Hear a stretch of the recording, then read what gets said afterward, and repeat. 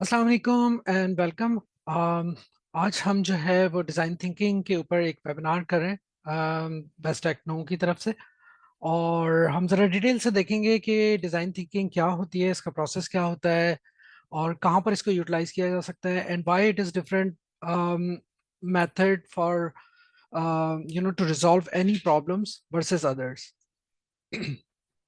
थोड़ी सी हम बेस्ट टेक्नो के बारे में बात कर लेते हैं। बेस्ट टेक्नो एक प्लेटफॉर्म है जहाँ पर आप जो है वो आपकी नीड्स के मुताबिक जो है कस्टमाइज लर्निंग्स ऑफर की जाती हैं, नॉलेज शेयरिंग की जाती है, कंसल्टेशन वगैरह प्रोवाइड की जाती है और आपको एक प्लेटफॉर्म भी दिया जाता है जिसपे आप प्रेजेंट कर सकते हैं, परफॉर्म कर सकते हैं। तो बहुत ही डायनेमिक कम्युनिटी है एंड आई हाईली रिकमेंड कि आप इसको ज़रूर ज्वाइन करें। इनके व्हाट्सएप ग्रुप्स हैं, कम्युनिटी सर्विसेज हैं एंड सो ऑन। अच्छा जी, आज का एजेंडा थोड़ा सा देख लेते हैं कि इस वेबिनार में हम क्या करेंगे। हम थोड़ा सा डिज़ाइन थिंकिंग के बारे में देखेंगे कि ये क्या चीज़ है, कब स्टार्ट हुई, इसका बैकग्राउंड क्या है, how it works and so on. इसके प्रोसेसेस और फ्रेमवर्क के बारे में थोड़ी सी बात करेंगे। रियल वर्ल्ड एग्जांपल्स देखेंगे कि कहाँ पर इसको अप्लाई किया गया और उसके क्या रिजल्ट्स आए। फिर हम बात करेंगे कि थ्रू आउट द प्रोसेस और थ्रू आउट द फ्रेमवर्क इसके क्या की प्रिंसिपल्स हैं और उनको कैसे यूटिलाइज किया जाता है। लेटर ऑन हम एक केस स्टडी जो है वो गो थ्रू करेंगे कि किस तरीके से डिज़ाइन थिंकिंग की मदद से जो है वो इनोवेटिव प्रोडक्ट्स डिज़ाइन की जाती हैं। और फिर हम प्रोसेस का थोड़ा सा वॉक थ्रू करेंगे कि किस तरीके से ये प्रोसेस इसके काम करते हैं। At the end of the session हम क्वेश्चन एंड आंसर करेंगे, जिसमें आप जो है जितने भी क्वेश्चंस आपके माइंड में आते हैं इस हवाले से उसको आप पूछ सकते हैं। चलिए जी, हम स्टार्ट करते हैं डिज़ाइन थिंकिंग की। और मैं डिज़ाइन थिंकिंग के हवाले से even jumping directly to the design thinking, मैं स्टार्ट करूंगा प्रॉब्लम। क्योंकि हम डिज़ाइंस की बात कर रहे हैं तो obviously design is something which is more related to the problem. और यहाँ पे मैं किडलिन्स लॉ को कोट करना चाहूँगा कि if you can clearly write down a problem then it is half solve. यहाँ पर जो कीवर्ड है वो ये है कि clearly write down the problem, क्योंकि यूजुअली ऐसा होता है लाइफ में कि हमें जो प्रॉब्लम ऑन सरफेस नज़र आ रही होती है वो एक्चुअली एक्चुअल प्रॉब्लम नहीं होती और हम डायरेक्टली सॉल्यूशन मोड में जंप कर लेते हैं। अभी इसको हम आगे थोड़ा सा डिटेल से देखेंगे। Now coming back to the topic कि डिज़ाइन थिंकिंग क्या है और क्यों है। अच्छा जी, before going to the design thinking, let's start with the design. Design क्या होता है? किसी भी जब चीज़ को आप देखते हैं तो क्या उसका शेप, उसको आप डिज़ाइन कहते हैं, कलर को कहते हैं, उसके साइज को कहते हैं, या इस इन सारी चीज़ों के कॉम्बिनेशन को आप डिज़ाइन कहते हैं। अगर आपके जहन में कोई आंसर है तो please do right in the chat. Basically design जो है वो एक क्रिएटिव सॉल्यूशन होता है टू अ प्रॉब्लम और किसी भी ऐसी ज़रूरत को एड्रेस करने के लिए जो पहले पूरी ना की गई हो। फॉर एग्जांपल, एक ट्री जो है वो सर्दियों में जो है वो हीट प्रोवाइड करती है। एक ट्री जो है वो गर्मियों में साया प्रोवाइड करती है। ठीक है, और ट्री से जो है आप वुड मटेरियल आप जो आपको मिलता है जो कि आप डिफरेंट चीज़ों के लिए यूज़ कर सकते हैं। For example, keeping people hydrated, यानी कि उसके ड्रम्स बना सकते हैं जिसमें वाटर स्टोरेज हो सकती है एंड सो ऑन। सो कोई भी क्रिएटिव सॉल्यूशन जो कि किसी प्रॉब्लम को एड्रेस कर रहा हो या किसी ऐसी ज़रूरत को पूरा कर रहा हो जो कि पहले ना की गई हो, उसको हम डिज़ाइन कहते हैं। ये एक सिंपल डेफिनेशन है डिज़ाइन की। वैसे तो आप अगर टेक्निकल जाएंगे तो टेक्निकली तो डिज़ाइन की बहुत सारी डेफिनेशंस हो सकती हैं, but to keep it simple, design is anything which is addressing any solution that is addressing a problem या फिर किसी भी अनमेट नीड को पूरा कर रहा हो। Now to the second stage, what is innovation? जिद्दत क्या होती है? जिद्दत जो है वो finding a new way how to meet a human need. पहले जो है वो पानी जो है वो ड्रम्स में या दूसरी चीज़ों में स्टोर किया जाता था। फिर इनोवेशन हुई, आपको पाइपलाइंस मिल गई जिससे आपके घर तक पानी डायरेक्टली पहुंचने लगा। और लेटर ऑन कुछ ऐसे एरियाज हैं जहाँ पर इस तरह की सहूलियात मौजूद नहीं है, तो वहाँ पे न्यू इनोवेशंस काम कर रही हैं कि आप जी जो आपका एटमॉस्फेयर है, आपकी जो एयर है, उससे वाटर जनरेट कर लेते हैं टू कंज्यूम। नीड बेसिकली क्या है तीनों चीज़ों के लिए? How might we keep people hydrated, कि लोगों को पानी किस तरीके से पहुंचाना है ताकि वो जिंदा रह सकें। अब जिस वक्त ये ड्रम मतलब अगर आप 2-3 सदियां पीछे चले जाएं तो ये ड्रम्स भी एक इनोवेशन हुआ करते थे, व्हील्स इनोवेशन हुआ करती थी। और अगर हम मेजर इनोवेशंस की बात करें तो उसमें स्टीम इंजन, व्हील और इस तरह की चीज़ें आती हैं। लेटर ऑन उन्हीं चीज़ों को मजीद इनोवेट किया गया, तो अब जो है वो अपने एडवांस लेवल पे आई, जिससे जो है चीज़ें फास्ट हुई, इजी हुई लोगों के लिए, और उनकी नीड जो है वो एड्रेस की गई। And later on again and again ये जो साइकिल है ये चलता जा रहा है कि हर फॉर एग्जांपल आपके फोन्स हो गए, ठीक है ना, पहले जो है वो केबल फोन्स हुआ करते थे, उसके बाद जो है आप वायरलेस फोन्स पर आए, उसके बाद आप मोबाइल फोन्स पर आए एंड सो ऑन। तो उस नीड को कैटर करने के लिए जो है वो अम, आपकी प्रोडक्ट्स जिस तरह इवॉल्व करती हैं उसको हम इनोवेशन कहते हैं। इनोवेशन जो है वो किसी भी काम करने का नया तरीका जो कि उससे बेहतर हो, और वो किसी ना किसी ह्यूमन नीड को एड्रेस कर रहा हो। अब बात करते हैं डिजाइन थिंकिंग की, कि डिजाइन थिंकिंग के आइडियाज कहाँ से आए। ठीक है जी।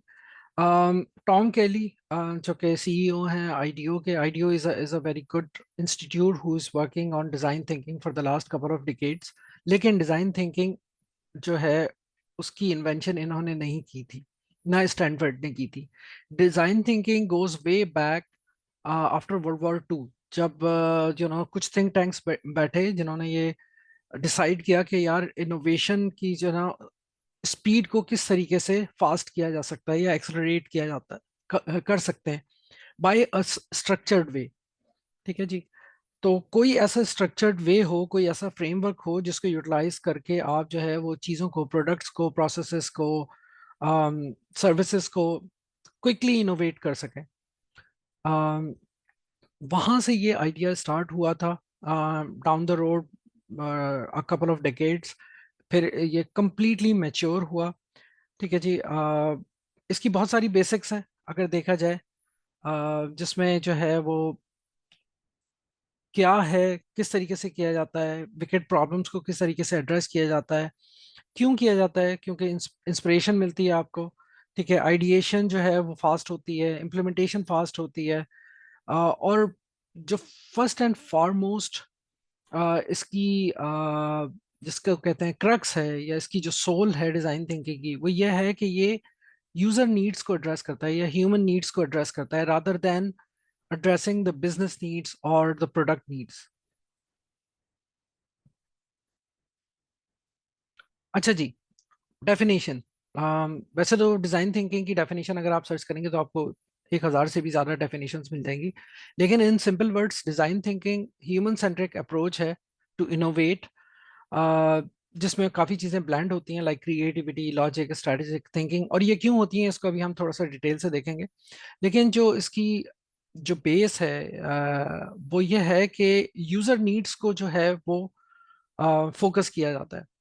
ठीक है, उसको जो है ना एट द कोर रखा जाता है, और उसकी बेसिस पे आपकी जो है वो जो है ना प्रोडक्ट्स या सर्विसेज डिज़ाइन की जाती हैं, जो कि ना सिर्फ डायरेक्टली यूज़र नीड्स को एड्रेस कर रही होती हैं और उनके प्रॉब्लम्स को जो है वो एड्रेस कर रही होती हैं, बल्कि इम्पैक्टफुल होती हैं डायरेक्टली टू देम। क्यों? क्योंकि ये कंप्लीटली जैसे कहते हैं कंप्लीटली रेलेवेंट है टू देयर फीलिंग्स।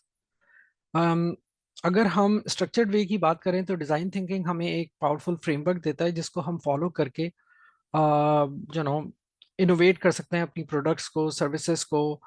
और ये वाइडली यूज़ हो रहा है आजकल। इसकी अभी हम एग्जांपल्स देखेंगे तो आपको मज़ीद को रिलेशन समझ में आएगी। ह्यूमन सेंट्रिक डिज़ाइन अप्रोच है।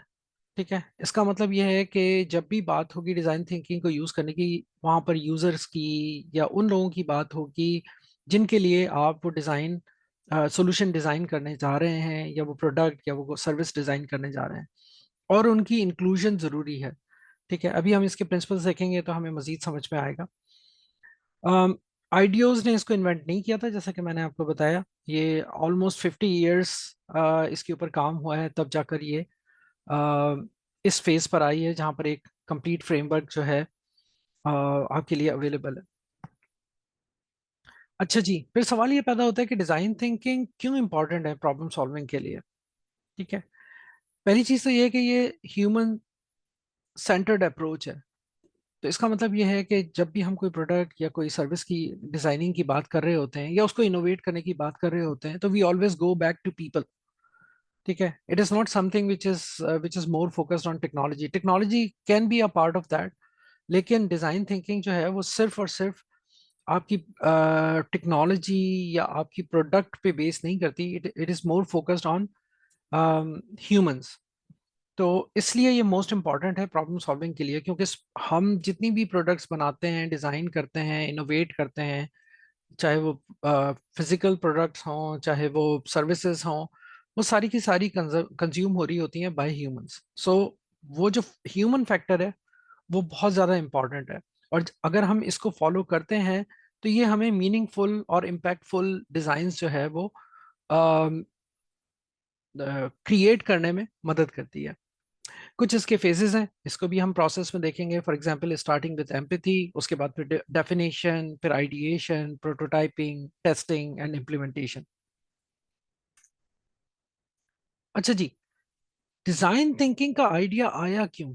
सबसे पहली बात ये है, होता क्या है यूजुअली कि जब हम किसी प्रॉब्लम को एड्रेस कर रहे होते हैं तो हम हमारे पास एक प्रॉब्लम डेफिनेशन होती है, चाहे वो किसी बिजनेस की तरफ से हो चाहे वो किसी पर्सन की तरफ से हो। और हम वहीं से उसके लिए जो है ना चीज़ों को डिज़ाइन करना या ना कि आइडिएशन का प्रोसेस शुरू कर देते हैं कि अच्छा जी, इस प्रॉब्लम को हम सॉल्व कैसे करें। लेकिन डिजाइन थिंकिंग का जो प्रोसेस है वो ये कहता है कि आपके पास कोई भी प्रॉब्लम डेफिनेशन आती है तो you need to go back to the people from where it is coming. और जरूरी नहीं है कि इसके जो स्टेक होल्डर हों वो सिर्फ वही हों जिन्होंने आपको प्रॉब्लम डेफिनेशन प्रोवाइड की है। व्हाट इट मीन्स, थोड़ा सा मैं इसको एग्जांपल से समझाने की कोशिश करता हूँ।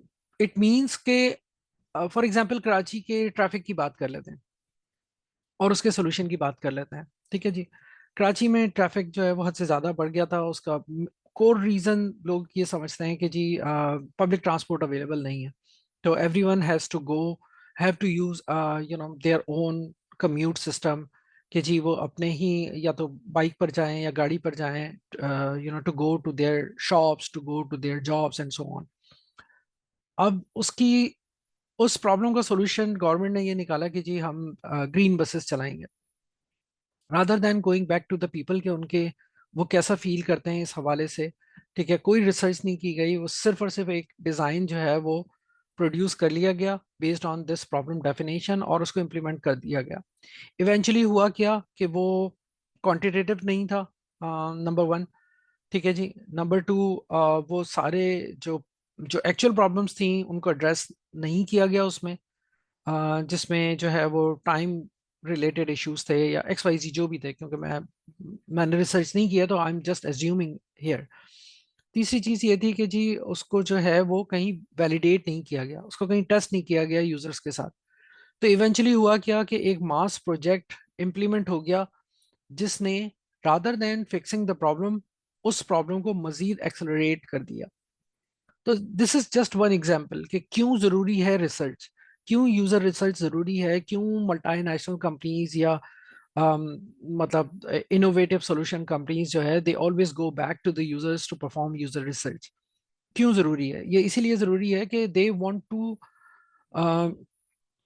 address the right problem rather than just jumping into the solution mode. Structured approach है, ये हमने थोड़ा सा अभी पहले भी बात की थी। ऑब्वियसली जब आपके पास कोई प्रॉब्लम आती है तो आप डिस्कवरी मोड में चले जाते हैं। डिजाइन थिंकिंग ये कहता है कि जी you need to go back to the people जो आपके उस प्रॉब्लम से रिलेटेड हैं। अब वो कोई भी स्टेक होल्डर्स हो सकते हैं।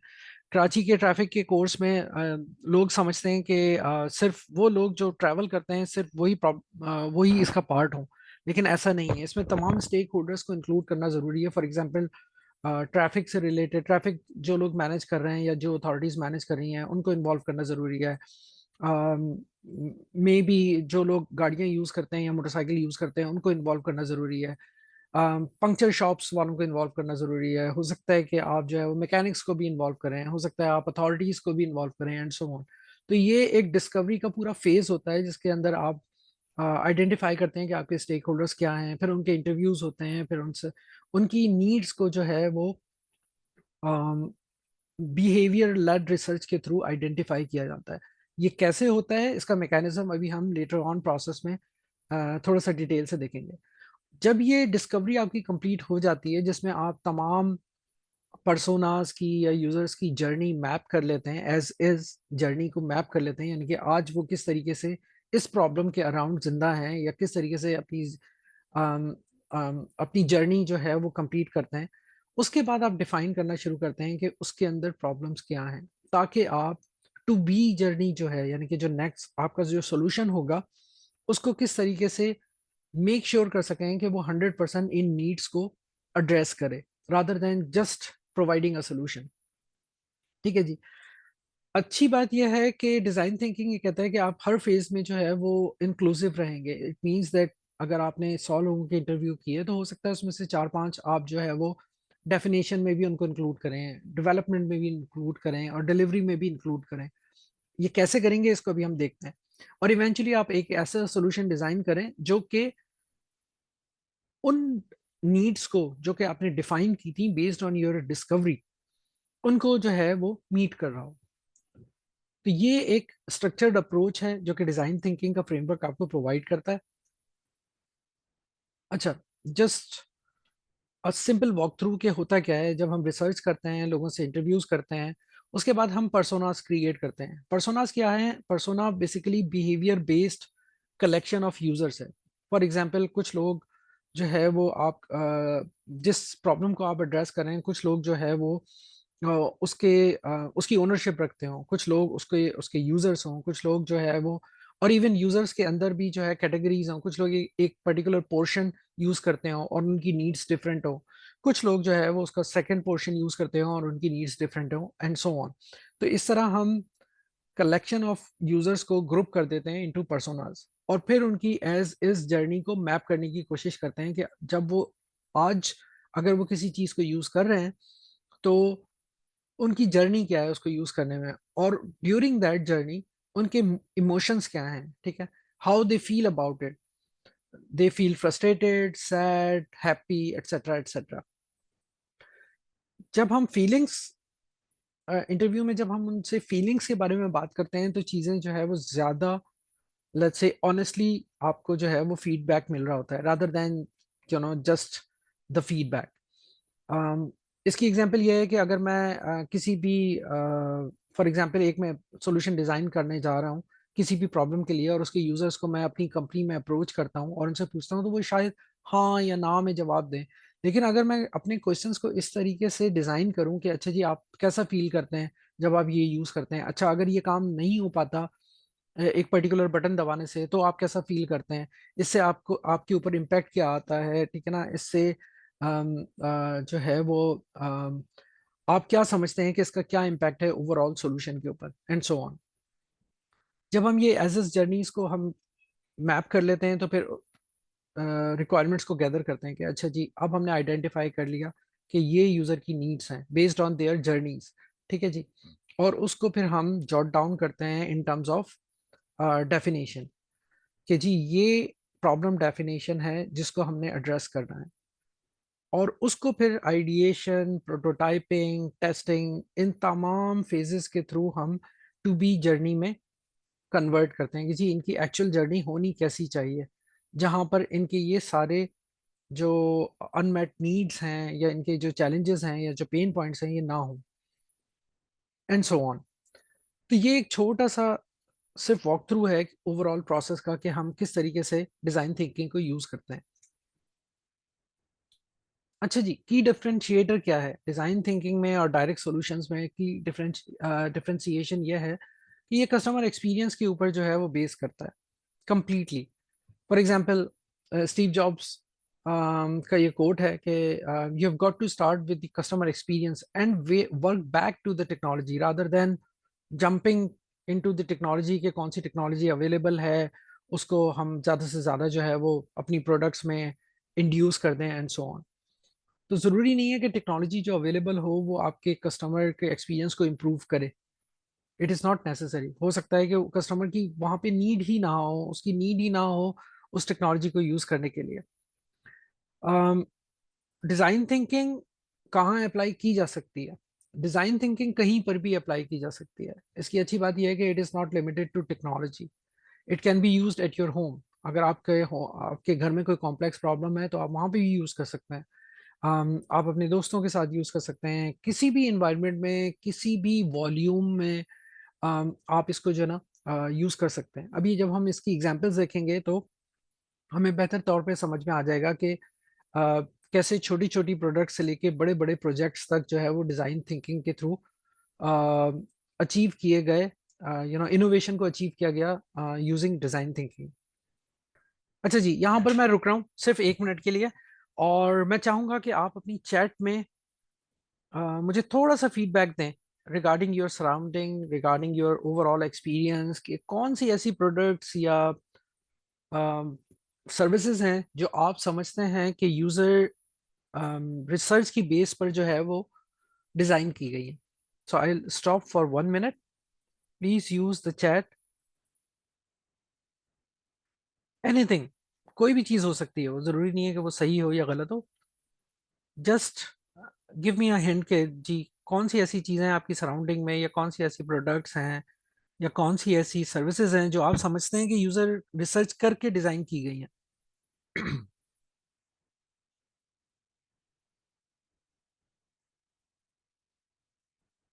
अच्छा जी, हमारे पास एक आंसर आया है अभी। Cell phone. Okay, anyone else? Please don't be shy, इसमें कोई राइट या रॉन्ग आंसर नहीं है। Anything that you can think of.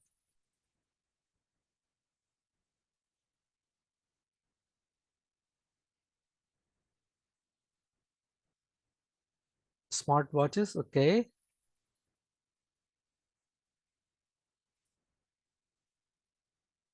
Question ये है कि आपकी सराउंडिंग में कौन सी ऐसी प्रोडक्ट्स या सर्विसेज हैं जिनको आप समझते हैं कि वो यूजर रिसर्च की बेस पर डिजाइन की गई थी।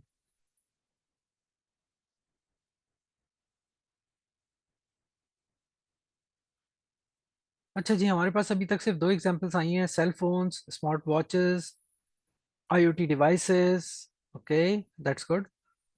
और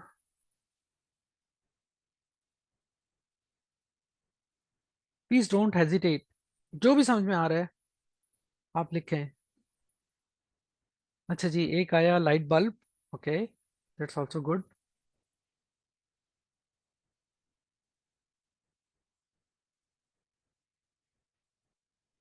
okay, stove, smart shoes. Okay, almost सारे ही आंसर सही हैं। सिर्फ देखने का नज़रिया थोड़ा सा डिफरेंट करने की ज़रूरत है। हम शॉपिंग करने जाते हैं, ठीक है ना, मॉल्स में जाते हैं या ग्रोसरी स्टोर्स पे जाते हैं, तो आपने देखा होगा कि एक ट्रॉली होती है जो आप जो है यूज़ करते हैं अपना सारा सामान रखने के लिए, जिसको हम शॉपिंग कार्ट कहते हैं। ठीक है, वो एक बहुत बड़ी एग्जांपल है। उसके पीछे पूरी स्टोरी है, वो आप चाहें तो इंटरनेट पे सर्च कर सकते हैं। Bar code, QR code, smartphones, light bulb was an invention actually. तो उसको मैं इनोवेशन नहीं कहूँगा, लेकिन ये है कि वो तो इन्वेंशन थी इटसेल्फ।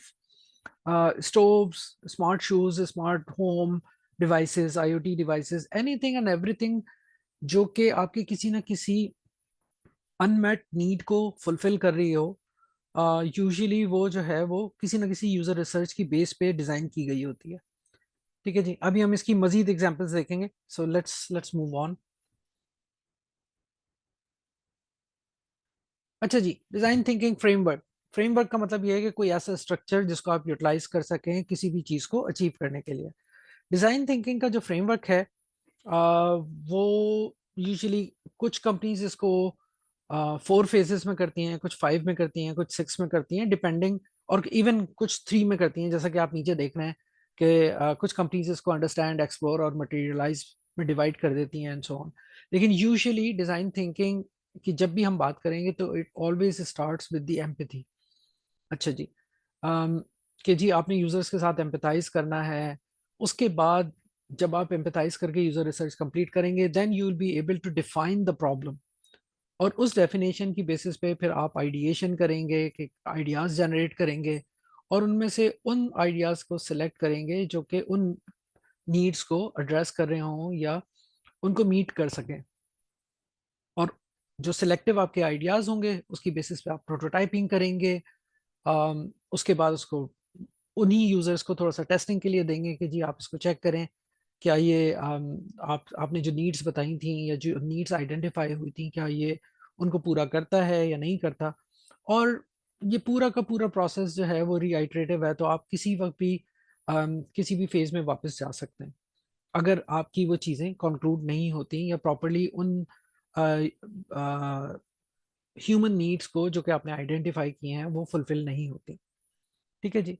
इसीलिए इसको फेलिंग फास्ट लर्निंग फास्ट कहते हैं, इस ओवरऑल मैकेनिज्म को। तो ये फ्रेमवर्क हमें डिज़ाइन थिंकिंग देता है, जो कि स्टार्ट होता है एम्पैथी से। अनफॉर्चुनेटली उर्दू में मैंने बड़ी कोशिश की कि मैं एम्पैथी का जो है वो कोई वर्ड निकाल सकूं, लेकिन एम्पैथी और सिंपैथी का एक ही मुझे जो है वो आंसर मिल रहा था, विच इज़ कॉल्ड हमदर्दी या हम एहसासी। अ, लेकिन मैं कोशिश करूंगा कि इसको सही से डिफाइन करूं कि एम्पैथाइज क्या होता है।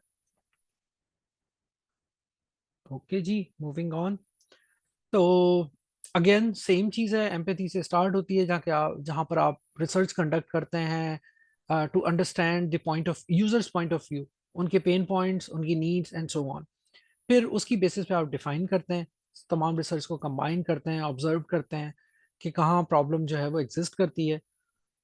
एक दफ़ा प्रॉब्लम आपकी डिफाइन हो गई तो फिर आप आइडिएशन करते हैं, उसके ऊपर आइडियाज़ जनरेट करते हैं। अगेन सेम प्रोसेस, फिर प्रोटोटाइपिंग, टेस्ट एंड इम्प्लीमेंट। और ये रीआइटरेटिव है, तो इसका मतलब ये है कि अगर आप प्रोटोटाइपिंग में आपको लगता है कि जी आपका जो प्रोटोटाइप है वो उन नीड्स को मीट नहीं करता जो कि डिफाइन हुई थी, then you can also always go back to ideate or define।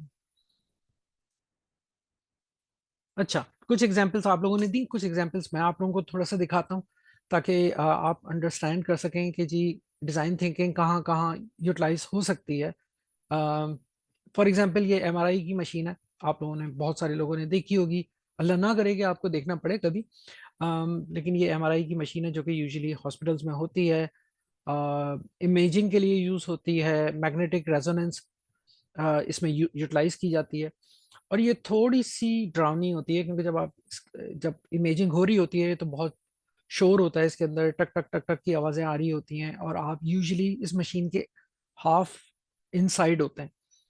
तो आपको ऐसा लग रहा होता है कि कोई चीज़ प्रोसेस हो रही है, या तो ये ऐसा लगता है कि जैसे शायद आप कपड़े हैं और ये वॉशिंग मशीन के अंदर आपको लिटा दिया गया है, सो ऑन। तो ये एक्सपीरियंस जो है, ये तो एक एडल्ट का एक्सपीरियंस मैं आपको बता रहा हूँ, लेकिन बच्चों के लिए ये बहुत ही हॉरिफाइड एक्सपीरियंस हुआ करता था। तो इस पे थोड़ी सी रिसर्च की गई।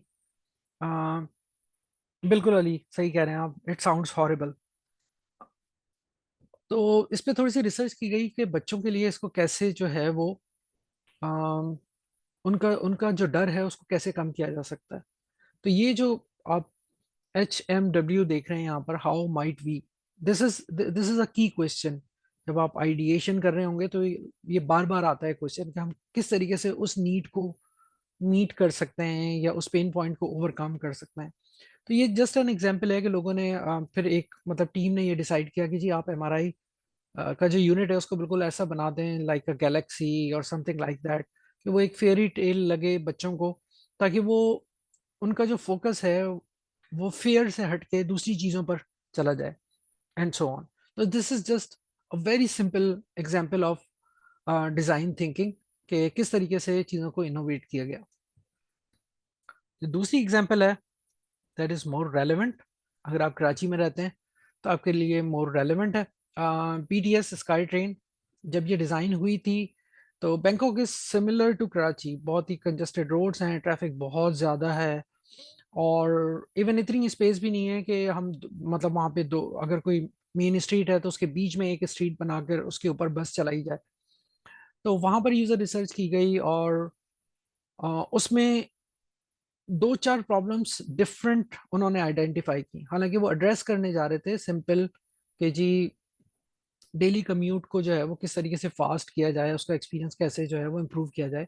लेकिन उनको कुछ और प्रॉब्लम्स भी आइडेंटिफाई हुई। फॉर एग्जांपल उनको एक प्रॉब्लम ये आइडेंटिफाई हुई कि जो रश आवर में जो ट्रैफिक होती है तो उसमें लोग जो है वो रोड क्रॉस नहीं कर पाते हैं, क्योंकि पेडेस्ट्रियन ब्रिजेस जो हैं वो बहुत दूर दूर हैं, एंड सो ऑन। और फिर जो जो simple normal day to day grocery shopping है वो थोड़ी सी डिफिकल्ट हो जाती है, specially in those areas.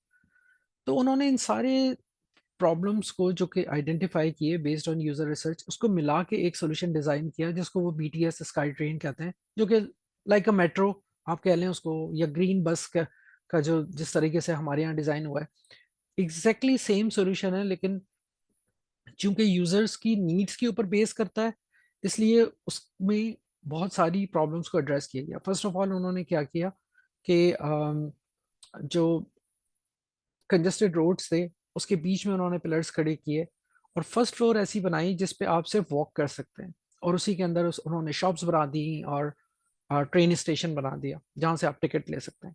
Then you go to the second floor जहाँ से आप ट्रेन की राइड लेते हैं। ठीक है। तो जस्ट एज्यूम कि अगर आप शारा फैसल पर हैं कराची में, और आपने लेट्स सपोज नर्सरी से जो है वो कारसाज तक पैदल जाना है और रोड के दूसरे साइड पर जाना है, तो लेट्स एज्यूम, तो आप एज्यूम करें कि आपके लिए कितनी प्रॉब्लम हो सकती है। Side roads already filled up होते हैं ट्रैफिक से, फुटपाथ्स हैं नहीं, और जहाँ हैं वो भी बहुत ऑक्यूपाइड होती हैं या अनडिफाइंड होती हैं, एंड सो ऑन।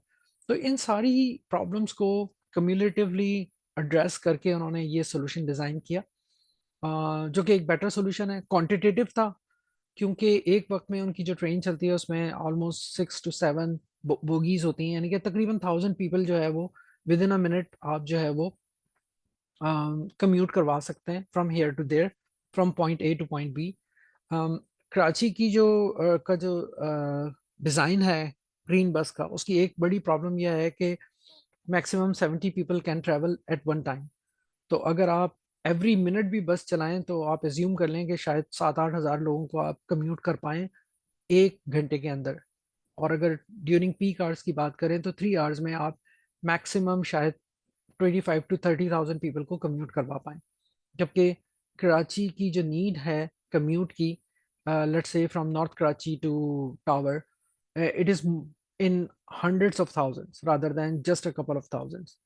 तो ये डिफरेंस होता है किसी एक नॉर्मल सॉल्यूशन में और किसी एक यूजर रिसर्च बेस्ड सॉल्यूशन में।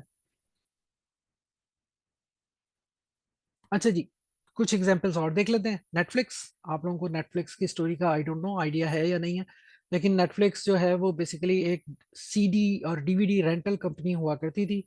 अम, पहले एक ज़माने में ब्लॉकबस्टर्स के नाम से बहुत ह्यूज स्टोर्स हुआ करते थे यूएस में, जहाँ से जाकर आप मूवीज़ की डीवीडीज जो है वो रेंट आउट कर सकते थे। नेटफ्लिक्स ने यूज़र रिसर्च की और उन्होंने आइडेंटिफाई किया कि लोगों का पेन पॉइंट ये है कि उनको स्टोर तक जाना पड़ता है। तो उन्होंने नेटफ्लिक्स के नाम से एक सर्विस शुरू की जिसमें सेम आप सर्विस ले सकते थे, यानी कि किसी भी मूवी को ऑर्डर कर सकते थे और वो मूवी की डीवीडी आपको बाई पोस्ट मिल जाती थी, और जब आपने रिटर्न करनी होती थी तो वो आपके घर से पिक हो जाती थी। तो नेटफ्लिक्स वहां से शुरू हुआ था। अब तो खैर बहुत ही डिफरेंट स्टोरी हो चुकी है।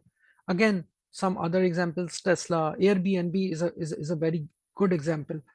दो दोस्तों की कहानी है जिनको जो है वो कहीं ट्रैवल करना था और उनको जो है वो होटल्स नहीं मिल रहे थे, तो वहां से एक नीड शुरू हुई और उस नीड को उन्होंने जो है प्रॉब्लम डेफिनेशन में डिफाइन किया, and they keep working on it, और फिर आपने एयरबीएनबी जैसा सोल्यूशन देखा। उबर, अगेन सेम सोल्यूशन। बहुत सारे प्रॉब्लम्स थे, लोगों को टैक्सीज मिलती नहीं थी, जो मिलती थी वो जाने को तैयार नहीं होते थे। टैक्सी टैक्सी ड्राइवर्स के अपने प्रॉब्लम थे, स्पेशली इन यूएस उनको मेडालियन लेना पड़ता था जिसकी एक एनुअल कॉस्ट देनी पड़ती थी, और उसके साथ बहुत सारी ऑब्लिगेशंस होती थी, एंड सो ऑन। तो ये सारी एग्जांपल्स जो बड़े बड़ी आप देखते हैं ना इनोवेशंस, या बड़ी बड़ी आप चीज़ों देखते हैं, ऐसी सर्विसेज या ऐसी प्रोडक्ट्स, उनके पीछे कहीं ना कहीं यूज़र एक्सपीरियंस या यूज़र रिसर्च जो है वो मौजूद होती है। फॉर एग्जांपल एप्पल, नाइके और ये सारी जो कंपनीज हैं, अम, ये जब अपनी प्रोडक्ट्स लॉन्च करते हैं तो उससे 1 डेढ़ साल पहले 2 साल पहले से इनकी यूजर रिसर्च चल रही होती है। ये इवन यूजर्स को पे करते हैं बाकायदा, उनके इंटरव्यूज के लिए, उनके टाइम के लिए। और फिर जब उनकी बेसिस, उनकी फीडबैक की बेसिस पे कोई भी प्रोडक्ट या सर्विस डिजाइन करते हैं तो इवन उसको टेस्ट करने के लिए भी पैसे देते हैं। तो ये इतना इंटेंसिवली काम करते हैं।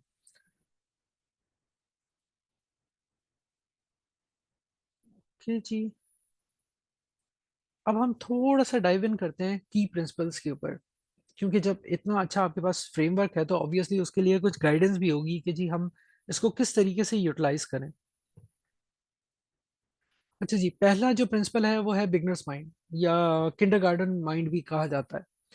इसके पीछे लॉजिक ये है कि अगर आप सब कुछ जानते हैं तो शायद आप कुछ भी जो है कोई भी अच्छा सोल्यूशन डिजाइन ना कर पाए। बिगनर्स माइंड में क्या होता है कि बेशुमार पॉसिबिलिटीज होती हैं। It is just like a kid. अगर आप 5 साल या 6 साल के बच्चे के हाथ में कोई चीज दे दें तो वो उसके उस चीज के हवाले से 10,000 सवाल प्रोड्यूस कर लेगा, जबकि हम इस एज में आके शायद 5 या 6 क्वेश्चंस ही प्रोड्यूस कर पाए। तो बिगनर्स माइंड का मतलब यह है कि go back to to a state जहां पर आप ये समझ लें कि आपको कुछ भी नहीं पता, और वहां से आप स्टार्ट करें। तो ये चीज design thinking through out the framework of design thinking, through out the phases of design thinking, ये बहुत ज्यादा हेल्प करती है। ठीक है जी, जब आप यूजर रिसर्च कर रहे होते हैं तो आपने बिगनर्स माइंड के साथ करनी होती है। कोई जजमेंट्स नहीं, कोई बाइसेस नहीं, नथिंग। अनबाइस होके, अनबॉस होके, अनफिल्टर्ड होके आपने जो है ना वो काम करना होता है। यूजर रिसर्च के अंदर भी, उसके बाद डेफिनेशन में भी, उसके बाद आइडिएशन में भी, एंड सो ऑन। जब तक आप बिगनर्स माइंड अपना रखेंगे, you will keep coming up with new ideas and everything. ठीक है जी, क्यों? क्योंकि उस वक्त सिर्फ आपका कंपैशन काम कर रहा होता है, रादर देन आपकी एक्सपर्टीज। तो उन एक्सपर्टीज को आपने पहले से दूर हटा देना होता है। अगेन सेम चीज है बिगनर्स माइंड।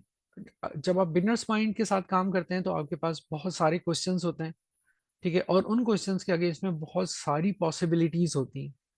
वर्सेस कि जब आप मतलब एक्सपीरियंस्ड हो जाते हैं तो आपकी जो है वो चीज़ें एजम्पशंस पे ज़्यादा चल रही होती हैं, based on your experiences, based on your biases, based on your backgrounds and so on. तो वहाँ आपके पास आइडिएशन की जो आपकी कैपेसिटी है या कैपेबिलिटी है वो बहुत नैरो हो जाती है। इसको यूजुअली टनल विजन भी कहते हैं एंड सो ऑन। तो ये पहला प्रिंसिपल है कि आपने जब भी design thinking, if you are a part of design thinking team या user research team, please go to your roots, you know. As a beginners mind आप ये अज्यूम कर लेंगे आपको कुछ नहीं पता, और आप जो यूजर से रिसर्च कर रहे हैं उसकी फीड को एज इज लें, रादर देन उसको किसी भी अंदाज में, किसी based on your experience, your background, उसको ट्रांसलेट करने की कोशिश ना करें। अच्छा जी, सेकंड की प्रिंसिपल है इंक्लूजन एंड कोलैबोरेशन। अगेन मैंने आपको पहले भी ये एग्जांपल दी थी कि हमारे यहाँ प्रॉब्लम ये है कि हमारे यहाँ प्रॉब्लम सॉल्वर बहुत ज़्यादा है, प्रॉब्लम थिंकर कम है। उसमें क्या प्रॉब्लम, सबसे बड़ा इशू क्या है? इशू ये है कि हम लोगों को, जिन लोगों के लिए हम प्रोडक्ट या सर्विस डिज़ाइन कर रहे होते हैं, हम उनसे पूछते ही नहीं है, हम उनसे बात ही नहीं करते हैं, हम उनको इन्वॉल्व ही नहीं करते हैं किसी भी डिज़ाइन के प्रोसेस में। और ये एक बहुत बड़ी प्रॉब्लम है। इसकी वजह से क्या होता है कि आपकी प्रोडक्ट, आपकी सर्विसेज बहुत क्विकली फेल हो जाती है। तो ये प्रिंसिपल ये है कि आपने इंक्लूजन करनी है तमाम लोगों की जो कि इम्पेक्टेड हैं उस प्रॉब्लम से। प्लस आपने ओपन माइंड के साथ उनके साथ कोलैबोरेशन करनी है। कोई बायसनेस नहीं, नथिंग एल्स।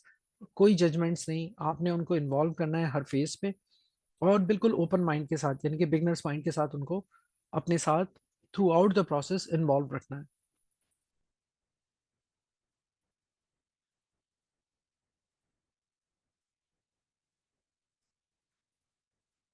अच्छा, इसमें एक चीज़ और भी थी कि जब आप लोगों को इन्वॉल्व करते हैं तो आपको जो है वो डिफरेंट बैकग्राउंड्स और डिफरेंट एक्सपीरियंसेस की बेस पे ज़्यादा आइडियाज़ मिलते हैं। ठीक है, डिफरेंट पर्सपेक्टिव मिलते हैं। ठीक है जी, आपको हेल्दी फ्रिक्शन मिलती है बिटवीन द आइडियाज़। ठीक है, और चूंकि जजमेंट नहीं होती तो इसलिए जो है वो आपकी क्रिएटिविटी जो है वो इंक्रीज हो जाती है। अच्छा जी, थर्ड प्रिंसिपल है not knowing and wondering leads to discoveries. अगर आप सब कुछ एज्यूम कर ही बैठे हैं कि आपको सब कुछ पता है, तो फिर शायद आप कुछ भी इनोवेट ना कर सकें या इन्वेंट ना कर सकें। ठीक है। यहाँ पे एक ये सिंपल सा आप बताया है कि सुकरात जो था उसके बारे में लोग कहते थे कि वो सबसे ज्यादा आलिम और काबिल शख्स है उस जमाने का। क्यों? क्योंकि वो खुद ये कहता था कि मुझे कुछ नहीं पता, आई डोंट नो एनीथिंग। तो जब आप वहां से स्टार्ट करते हैं कि यू डोंट नो एनीथिंग, तो वही फिर बिगनर्स माइंड वाली बात आ जाती है कि then you have endless possibilities. ठीक है जी। एक न्यूरो साइंटिस्ट हैं डॉक्टर बियो लोटो, वो ये कहते हैं कि nothing interesting begins with knowing, it only begins with not knowing. अगर आप सब कुछ आपको पता ही है तो शायद आपके लिए कोई भी चीज़ इंटरेस्टेड ना हो। ठीक है। और ये जो डायग्राम है ये आपको बता रही है कि बहुत सारी चीज़ें ऐसी होती हैं जो आप जानते हैं कि आप जानते हैं। द सेकेंड वन इज आप जानते हैं कि आप नहीं जानते। ठीक है, इसकी मैं अभी एग्जाम्पल आपको दे दूंगा। और then remaining things is something जो आप नहीं जानते कि आप नहीं जानते। अगर मैं उर्दू में इसको ट्रांसलेट करूं, फॉर एग्जाम्पल मैं जानता हूं कि how to drive a car, how to speak English, how to interact with people and so on. But I don't know, मुझे नहीं पता कि जापानीज कैसे बोली जाती है, मुझे नहीं पता कि जहाज कैसे उड़ाया जाता है। ये चीज मुझे पता है कि मुझे नहीं पता। And anything else beyond these two boundaries, ये वो जगह है जहां से इनोवेशन आती है, जो कि मुझे भी नहीं पता कि मुझे नहीं पता। तो ये थोड़ा सा कंफ्यूजिंग है, लेकिन this is something which is called freedom. Freedom का प्रिंसिपल कहलाता है ये, कि जहां पर आप जो है वो अपने माइंड को इतना ओपन रखते हैं कि हर चीज को आप जो है वो इवेल्युएट करते हैं based on its own facts and figures, rather than जो है ना कीपिंग द थिंग्स एज्यूमिंग कि हाँ नहीं नहीं ये तो ऐसा नहीं हो सकता, नहीं नहीं ऐसा नहीं हो सकता, क्योंकि वहां पे आप फिर अपने आप को लिमिट कर रहे होते हैं। लाओ जू के नाम से एक बहुत बड़े फिलोसफर है चाइना के। उनका एक बड़ा मशहूर कोट है जो कि डिजाइन थिंकिंग में अक्सर रेफर भी किया जाता है, फ्रीडम के प्रिंसिपल में। The more you know, the less you understand. तो ये सारी चीजें इन एक दूसरे से इंटरलिंक्ड है कि जब आपने इनोवेशन या डिजाइनिंग करनी है या आपने जो है वो इन्वेंशंस करनी है, तो you always jump to unknowing phase. उस एरिया में जाके आप एक्सप्लोर करना शुरू करते हैं जो कि आपको नहीं पता, rather than keeping the things which you already know.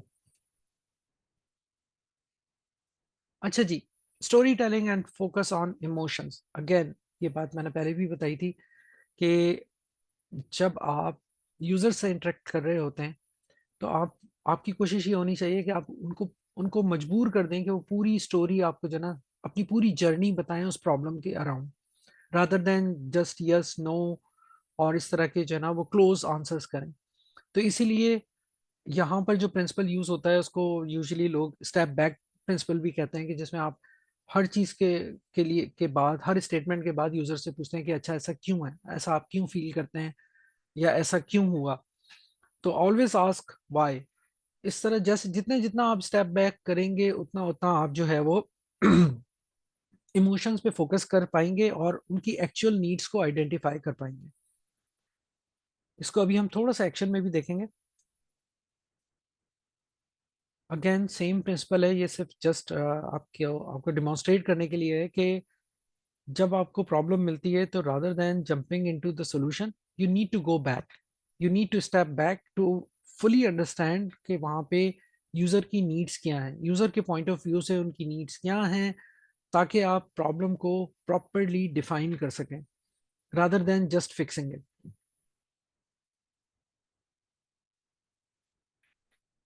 अच्छा जी, सक्सेस स्टोरीज की बात करें, डिजाइन थिंकिंग क्यों इतना सक्सेसफुल है? क्यों? क्योंकि ये ह्यूमन वैल्यूज के ऊपर बेस करता है, उनको एड्रेस करता है। सारे प्रिंसिपल हम देख रहे हैं वो सारे के सारे ह्यूमन सेंटर्ड है। ठीक है जी, ह्यूमंस के ऊपर है, उनकी वैल्यूज के ऊपर है कि जी उनके साथ ही आपने एम्पैथाइज करना है, उनसे अपने आप को उनकी सिचुएशन में रख के देखना है कि आप कैसा फील करते हैं, उनकी जर्नीज को मैप करना है ताकि आप समझ सकें कि उनकी प्रॉब्लम्स क्या हैं या उनकी नीड्स क्या हैं। ठीक है जी।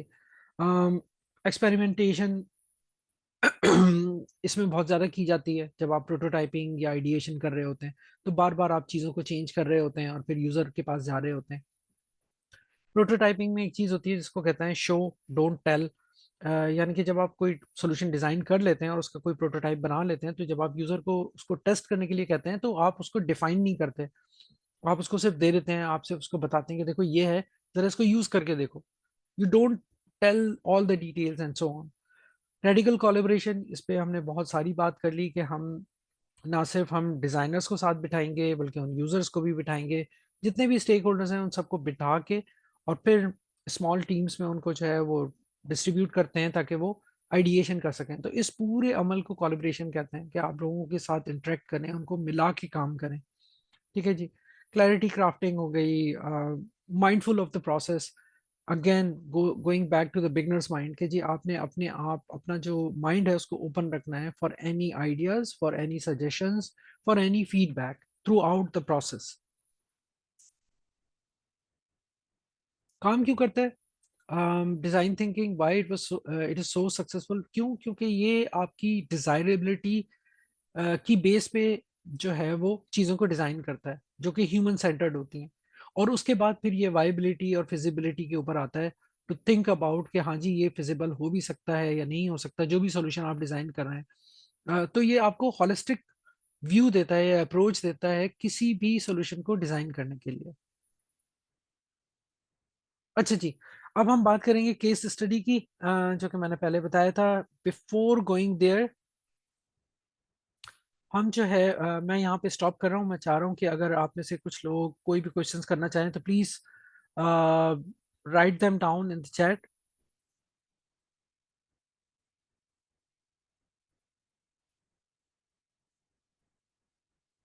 अच्छा जी, अली हसन ने थोड़ा सा फीडबैक दिया है, thank you very much. Obviously Ali, design thinking is not about technology only, it is more about problems and solutions which are which should be human centered. तो अगर आपके कोई क्वेश्चंस हैं तो मैं 1 मिनट वेट कर लेता हूँ, and then we will jump into the case study.